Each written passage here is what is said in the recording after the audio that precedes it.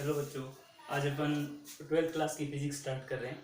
साथ ही साथ में मैं 11th के भी कुछ वीडियो डालता रहूँगा साथ में, लेकिन अभी मैं आज 12th क्लास की फिजिक्स स्टार्ट कर रहा हूँ।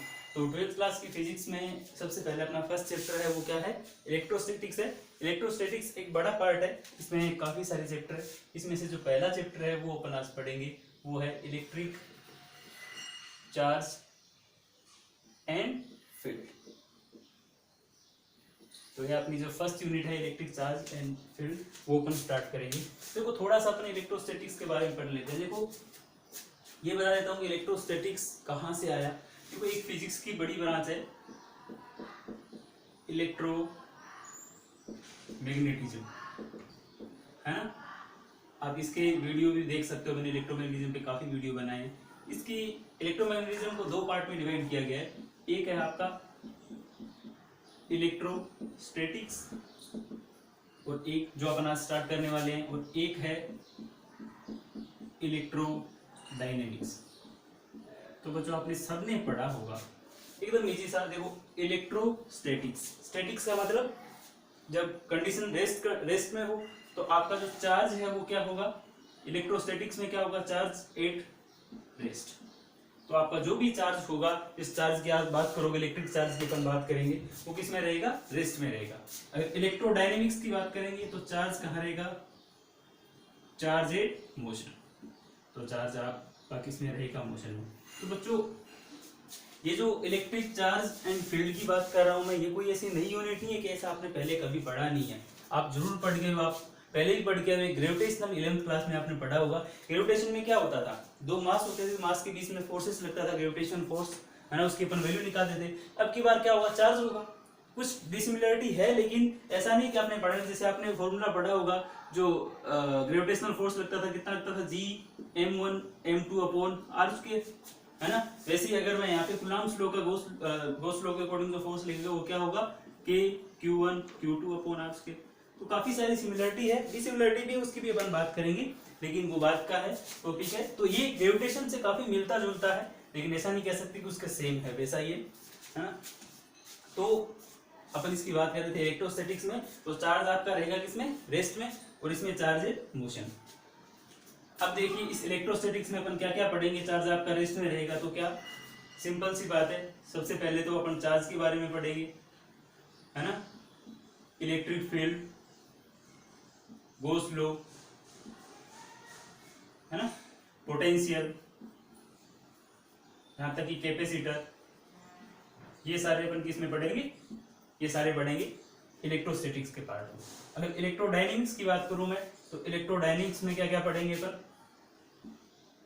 सबसे पहले करंट, है ना, क्योंकि करंट है उसमें चार्ज मोशन में रहता है। उसके बाद मैग्नेटिज्म,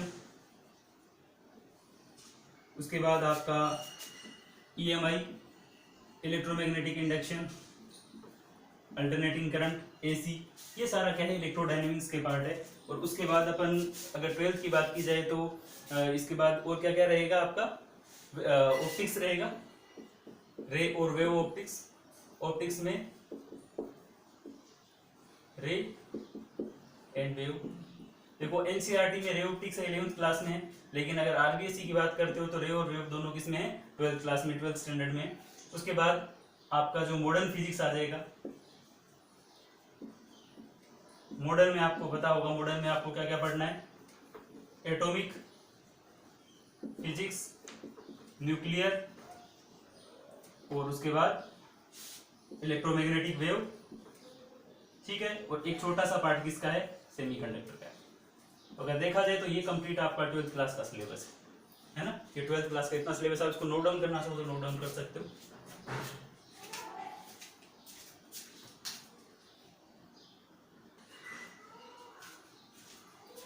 तो अभी अपन पढ़ते हैं इलेक्ट्रिक चार्ज। आज जैसे बेसिक चलेगा, इंट्रोडक्शन पार्ट है, लेकिन इसमें से भी क्वेश्चन आते हैं, आपको बता देता हूँ, है ना। तो देखो इलेक्ट्रिक चार्ज, तो बच्चों काफी बार सुना होगा आपने कि electric charge, what is electric charge, है ना। लेकिन अगर देखा जाए कि इलेक्ट्रिक चार्ज है क्या, है ना। तो इलेक्ट्रिक चार्ज क्या है? Charge is a intrinsic property of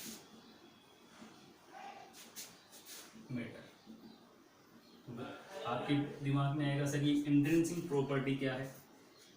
charge is a intrinsic property of matter. तो सर ये इंट्रिंसिक प्रॉपर्टी है क्या?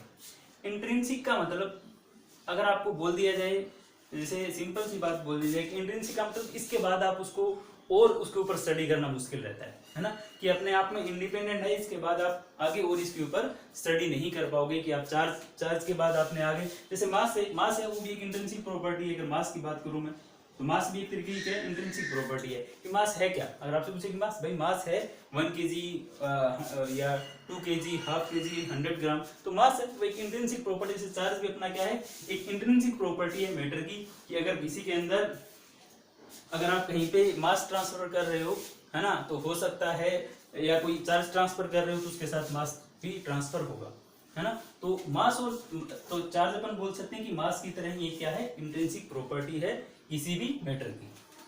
ये बात चलो ठीक है बच्चों, आपको समझ में आ गई। अगर ये इंट्रिंसिक प्रॉपर्टी है तो सर कुछ ना कुछ डिफरेंस भी होगा, मास में और चार्ज में डिफरेंस होगा, है ना। तो मास और चार्ज में देखते हैं डिफरेंस क्या है मास और चार्ज में। या इससे पहले थोड़ा सा इस चार्ज के बारे में और बता देता हूँ, उसके बाद आपको बताता हूँ चार्ज और मास में डिफरेंस क्या है। तो चार्ज है एकदम बेसिक अगर बात की जाए, यूनिट की बात की जाए, यूनिट क्या है, कूलम, है ना, ऐसा यूनिट है कूलम। और अगर बात की जाए सी से, इसको क्या करते हैं, डिनोट करते हैं। और चार्ज आपको पता है कैसी क्वांटिटी है, स्केलर क्वांटिटी है। कभी भी अपन ऐसा थोड़ी देते हैं, मैग्नीट्यूड ही देते हैं, उसकी डायरेक्शन थोड़ी देते हैं कि 4 कूलम इन अपवर्ड डायरेक्शन या 4 कूलम इन नॉर्थ डायरेक्शन, ऐसा डायरेक्शन नहीं देते। केवल ये क्या है, स्केलर क्वांटिटी है। केवल आप ऐसे बोल सकते हो 2 कूलम 3 कूलम ऐसे दे सकते हो नॉर्मली, है ना। इसके बाद डायमेंशन, है ना, डायमेंशन, ठीक है। तो इसके बाद डायमेंशन, अगर चार्ज की बात की जाए तो चार्ज की डायमेंशन है Q इक्वल्स टू, आपको पता है क्या होता है, IT, है ना। Q इक्वल्स टू क्या होता है, IT। तो अगर I की यूनिट क्या, I का अगर डायमेंशन लेता हूँ क्या होती है, एम्पियर, और टाइम की T, तो अपन क्या इसकी लिख सकते हैं, A1 T1 लिख सकते हैं, या इसको ऐसा लिखा जा सकता है M0 L0 T1 T1। तो ये इसकी क्या हो जाएगी, डायमेंशन हो जाएगी, ठीक है। इसको आप नोट डाउन कर लीजिए।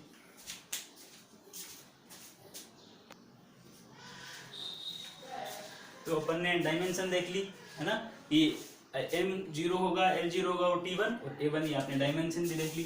अब अगर टाइप्स की बात की जाए, टाइप्स ऑफ चार्जेस, ये चार्ज है कितने टाइप का होता है, 2 टाइप का आपने सबने पढ़ा होगा। एक होता है पॉजिटिव और एक होता है निगेटिव। सर आप बोलोगे सर ये क्या पढ़ा रहे हो, बिल्कुल, है ना, एकदम आसान चीजें ये तो हमें पता है, लेकिन बताना जरूरी है, हो सकता है किसी को नहीं पता हो, है ना। तो पॉजिटिव और नेगेटिव चार्ज, अगर इसके बारे में देखा जाए, ये भी आपको पता होगा,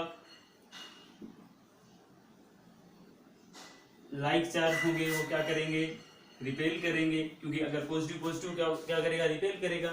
और अनलाइक चार्ज होंगे वो क्या करेंगे, अट्रैक्ट होंगे। ठीक है सर, ये तो हमें पता है लाइक चार्जेस। आप तो जो कंसेप्ट वाली बात है वो बताओ, ये तो हमें पता है, positive charge, negative charge, like charge repel करते हैं, लाइक चार्ज क्या करते हैं, अट्रैक्ट करते हैं। चलो काम की बात पे आते हैं, ये तो थोड़ा बेसिक था, है ना, ये तो एकदम बेसिक था। सर आप तो हमें ये बताओ कि मास, आपने एक बात बोली थी कि मास में और चार्ज में डिफरेंस क्या है। मास और चार्ज आपने बोल दिया कि दोनों ही इंट्रिंसिक प्रॉपर्टी है, तो दोनों में कुछ ना कुछ डिफरेंस तो होगा। बच्चों ये समझने वाली बात है, थोड़ी सी एक बार ध्यान से समझना।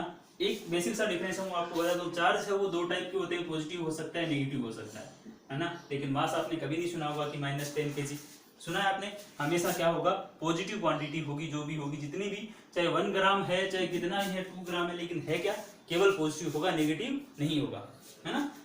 एक दूसरा आपको पता होगा, एक मास का आपने फॉर्मूला पढ़ा होगा, m equals to m naught 1 minus v square upon c square का अंडर रूट। पढ़ा है कि नहीं पढ़ा, कि अगर ये, इसको क्या बोलते थे अपन, रेस्ट मास, और ये जब वेलोसिटी में है उस टाइम मास एट कोई भी सर्टेन वेलोसिटी होगी उस टाइम, कि अगर देखा जाए कि अगर कोई भी बॉडी मोशन में है, अगर उसमें कुछ ना कुछ वेलोसिटी है, अगर वो मूव हो रही है, इसका मतलब उसका मास क्या होगा, वेरिएबल होगा, मास उसका इंक्रीज हो जाएगा, है ना। मास चेंज होता है, मतलब अगर बात की जाए तो वेलोसिटी के साथ मास की वैल्यू चेंज होती है ना। वेलोसिटी के साथ अगर वेलोसिटी इंक्रीज करते हैं तो उसके साथ मास की वैल्यू क्या होती है, चेंज होती है, क्योंकि ये वेलोसिटी उस बॉडी की वेलोसिटी, आप जा रहे हो तो आपकी वेलोसिटी, ये स्पीड ऑफ लाइट, और ये रेस में अगर मैं खड़ा हूं तो मेरा मास कितना है, वो इसका क्या है, रेस मास। तो बच्चों आप बोलते हो कि अगर कोई भी बॉडी मोशन में है तो उसका मास क्या होगा, चेंज होगा। तो सर हमें तो ऐसा नहीं लगता, है ना। अगर मैं दौड़ता हूँ, थोड़ा बहुत दौड़ता हूँ तो भी मेरी वेलोसिटी उतनी रहती है ना, या जितनी जिस वेलोसिटी में दौड़ रहा हूँ तो मेरा मास में कोई इफेक्ट मुझे तो लगता नहीं कि मास कम या ज्यादा हो जाता है। लेकिन बच्चों ये क्यों आपको नहीं दिखाई देता ये मास चेंज, क्योंकि आपकी वेलोसिटी देखो ना कितनी है, कितनी वेलोसिटी से दौड़ पाते हो, है ना। 20 मीटर तो बहुत ज्यादा है। मान लो अगर बात की जाए नॉर्मल, अगर मान लो बाइक है, बाइक की बात करूँ वो भी कितनी 60 किलोमीटर पर सेकंड, 70 किलोमीटर पर second, sorry 70 kilometre per hour, है ना, पर सेकंड पर आवर, है ना। आपकी वेलोसिटी है तो आप बहुत कम, आप 10 मिनट में अगर नॉर्मल दौड़ते हो तो मानो 10 मिनट में आप 3 या 4 किलोमीटर आप दौड़ पाते हो, तो आपकी वेलोसिटी काफी कम रहती है। अगर ये वैल्यू अगर कम रहेगी, क्योंकि आपकी वेलोसिटी कम है, तो इस v/c का अगर मैं रेशियो निकालूंगा, c कितना है 3 × 10 की पावर 8, 3 × 10 की पावर 8, तो इसमें अगर इस वेलोसिटी में ये मान लो आपकी है 50 मीटर पर सेकेंड, ठीक है, मैंने 50 मीटर पर सेकेंड दे दिया, ऐसा इतनी वेलोसिटी आपको पता है नहीं, उसेन बोल्ट की भी नहीं आपको पता है ना। तो इस इतनी वेलोसिटी है, तो अब इसके अंदर मैं डिवाइड करता हूँ 3 × 10 की पावर 8 का, तो ये वैल्यू तो बहुत कम आएगी। अगर ये वैल्यू कम आएगी, इसका मतलब m नोट में चेंज है वो बहुत कम होगा, है ना। m नोट में आपको चेंज दिखाई नहीं देता है। इसलिए आप इस आपने 11th में जितना भी पार्ट पढ़ा है, आपने मैकेनिक्स में क्या पढ़ा है ना, कि बाइक है वो 60 मीटर पर सेकंड से ट्रेवल कर रही है, कार है जो 80 मीटर पर सेकंड 80 किलोमीटर पर आवर से जा रही है। तो ये आपने ये बेसिक पढ़ी थी, तो उसमें ये चीजें आपने नहीं पढ़ी। क्यों नहीं पढ़ी, क्योंकि उसमें उस मास का कोई चेंज हो ही नहीं रहा था। लेकिन अगर मैं यहाँ पे बात करूंगा, अगर आप 12th क्लास में पढ़े हो तो आपको पता होगा इलेक्ट्रोमैग्नेटिक वेव, है ना। तो वेव के अंदर आपको पता है वेव की वेलोसिटी कितनी होती है, स्पीड ऑफ लाइट से, है ना। तो अगर वेव की बात करूंगा, वहां पे ये फॉर्मूला काफी काम आता है, क्योंकि वहां पे आपको ये सारी चीजें देखनी पड़ेगी, क्योंकि वहां पे वेलोसिटी इतनी कम नहीं होगी, है ना। ऐसा नहीं है कि एकदम धीरे धीरे जाएगा, अच्छी खासी वेलोसिटी होती है उनकी, स्पीड ऑफ लाइट की कंपैरिजन में भी देखा जाए तो वहां पे ये काम। लेकिन अगर चार्ज की बात की जाए तो चार्ज क्या रहता है, इंडिपेंडेंट रहता है, इंडिपेंडेंट ऑफ वेलोसिटी, कोई इफेक्ट नहीं पड़ेगा, है ना। वेलोसिटी पे चार्ज है वो क्या रहेगा, कंजर्व रहेगा। चार्ज ऐसा नहीं कम या ज्यादा हो जाए। तो अब एक नाम आ गया कंजर्वेशन ऑफ चार्ज, है ना, कंजर्वेशन ऑफ चार्ज। इसके बाद देखते हैं अपन, आप नोट डाउन करना चाहो तो नोट डाउन कर लो जल्दी।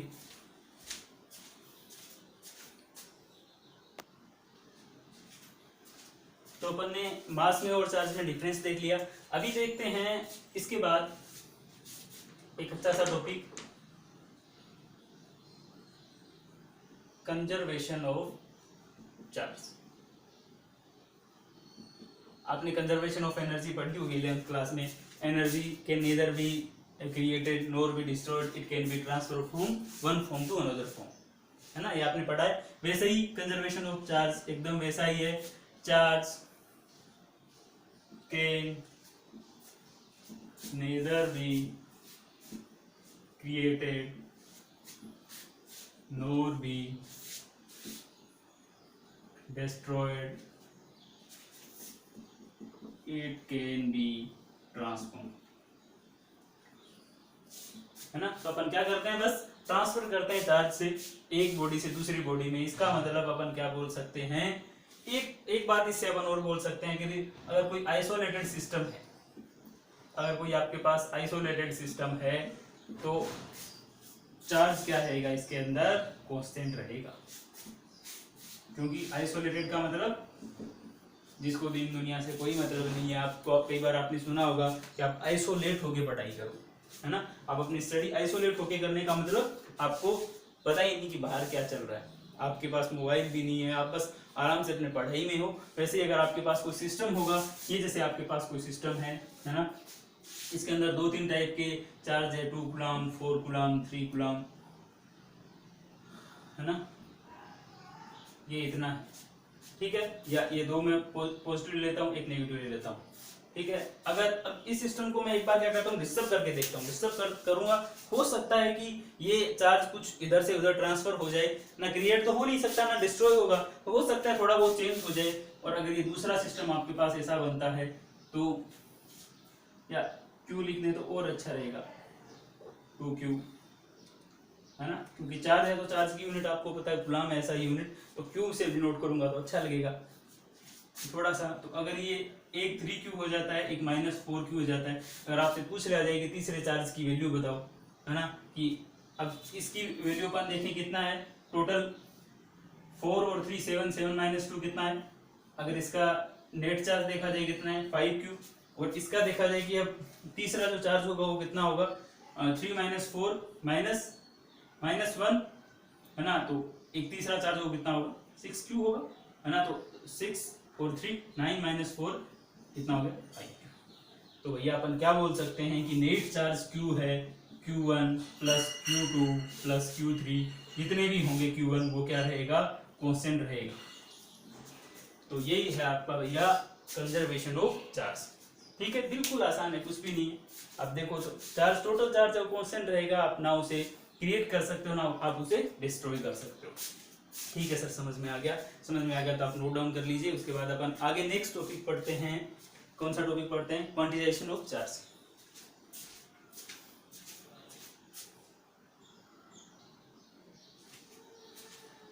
तो देखो आगे पढ़ते हैं बच्चों, क्वांटाइजेशन ऑफ चार्ज। अब ये क्वांटाइजेशन क्या है, क्वेश्चन आता है हमेशा आपके बोर्ड के एग्जाम में, चाहे CBSE हो चाहे RBSE हो, आपको ये चीज बिल्कुल देखने को मिलेगी। एक छोटा सा क्वेश्चन आता है कि what is quantization of charge, है ना।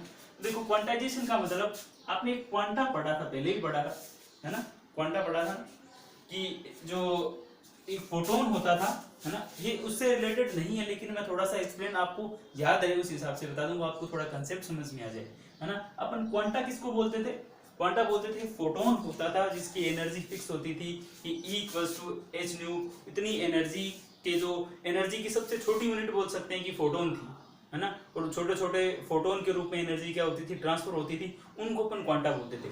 मतलब एक कुछ ना कुछ एक फिक्स चार्ज होगा, है ना, उसी को वो सबसे छोटा हो सकता है, तो उसको अपन क्या बोलते थे कि इतनी एनर्जी एक साथ ट्रांसफर होती है, और छोटे छोटे पैकेट्स होते थे या बंडल होते थे, बंडल के अंदर वो एनर्जी ट्रांसफर होती थी। तो इसका मतलब ये बोल सकते हैं कि कोई ना कोई एक फिक्स अमाउंट होगा, कोई ना कोई एक फिक्स अमाउंट होगा, है ना।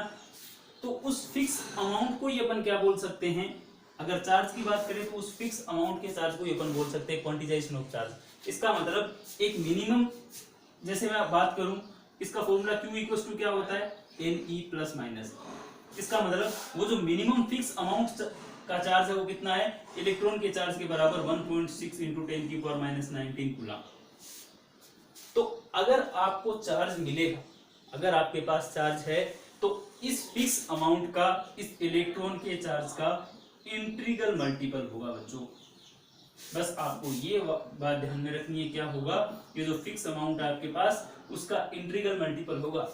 तो हो सकता है वो क्या हो, 1e 2e 3e 4e, हो सकता है वो माइनस में 1e -2e -3e -4e, ऐसे हो सकता है, लेकिन ऐसे नहीं होगा बच्चों। 1/2e 3/2e ऐसे आपको चार्ज नहीं मिलेगा, है ना। तो आप बोल सकते हो कि किसी फिक्स अमाउंट का, या बोल सकते हो फंडामेंटल चार्ज का, इसको आप क्या बोल सकते हो, इस चार्ज को फंडामेंटल चार्ज भी बोल सकते हो, इलेक्ट्रॉन के चार्ज को। तो एक फंडामेंटल चार्ज का क्या होगा, इंटीग्रल मल्टीपल होगा, फंडामेंटल चार्ज का इंटीग्रल मल्टीपल होगा, उसी को अपन क्या बोलते हैं, quantization of charge Q = ±Ne, है ना। अगर इसको समझना है थोड़ा सा और, जैसे आप डेयरी पे जाते हो, डेयरी बूथ पे जाते हो, तो आप उसको बोलते हो, जो आपके पास जो जैसे बकेट या खुला दूध नहीं बेचता है, वो पैकेट ही बेचता होगा, है ना। जैसे आप सरस की बूथ पे जाते हो, तो आप उसको ये थोड़ी बोलते हो कि आप 100 ml मुझे मिल्क दो, है ना। तो वो कभी नहीं देगा, वो क्या बोलेगा कि या तो आपको हाफ लीटर लेना होगा, या आपको 1 लीटर लेना होगा, या 2 लीटर लेना होगा, जैसे भी, मतलब आपको कम से कम आप हाफ लीटर ले सकते हो, है ना, क्योंकि हाफ लीटर से कम की उसके पास कोई भी पैकेट्स नहीं होता। तो आप बोल सकते हो उस मिल्क के लिए, उस वाले के लिए क्वांटाइजेशन क्या है, वो मिनिमम फिक्स अमाउंट क्या है, वो है उसके पास हाफ लीटर, इसके पास हाफ लीटर। तो अगर आपको बोला जाए कि आप 4 लीटर दूध लेके आना, आपको 4 लीटर के केस में क्या करोगे, हाफ लीटर की आप 8 पैकेट्स ले आओगे। तो इस केस में आपके पास एन की वैल्यू कितनी हो जाएगी, 8, क्योंकि आप 8 पैकेट्स लेके, और एक पैकेट के बाद ऊपर कितना मास था, कितना उसके अंदर वो था, मास था 0.5 लीटर, है ना। तो आपने टोटल देखा तो आप 4 लीटर मिल्क लेके आपके घर पे आ गए, है ना। तो आपको मिल्क के एग्जांपल से मेरे हिसाब से आपको क्वांटाइजेशन ऑफ चार्ज समझ में आ गया होगा। तो बिल्कुल सिंपल सा है, आज अपने बेसिक पढ़ा है, नेक्स्ट देखते हैं अपन, इसके बाद पढ़ेंगे। और तो ये आपका बेसिक था, इसके बारे में, चार्ज के बारे में मेरे हिसाब से इतना सफिशिएंट है। और भी लगेगा मुझे तो मैं 20-20 में आपको चार्ज के बारे में बताता जाऊंगा, आप इसे नोट डाउन कर लीजिए। Thank you.